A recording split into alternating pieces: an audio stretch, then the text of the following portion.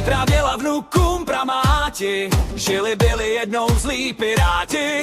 Poslouchejte mne, děti, svědomitě, nebo vám zmaluju ty vaše řitě.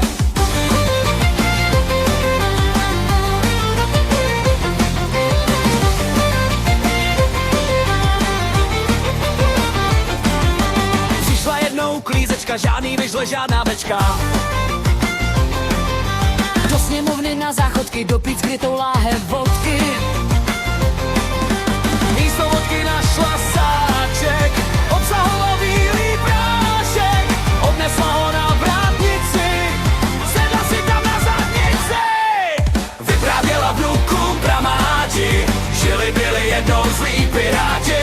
Poslouchejte mne, děti, svědomitě, nebo vám zmaluju ty vaše řitě.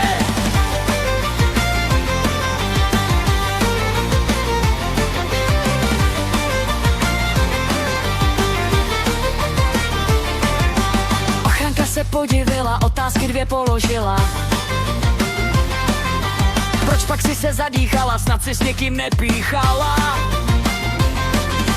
Vy jste sprostí, to je hrůza, nejsem žádná lehká čůza. Vím, co je má povinnost, do svatby si chránit nevinnost. Vyprávěla vnukům pramáti, žili byli jednou zlí piráti. Poslouchejte mne, děti, svědomitě, nebo vám zmaluju ty vaše řitě.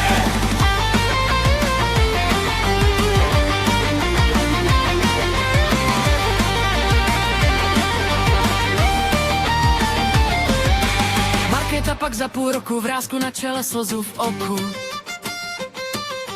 Dusí Ivana v kanceláři, kdo to šňupal a kde to vaří. Bartoš se hájí, že neví vůbec, zda to byl hladík či nejblbec.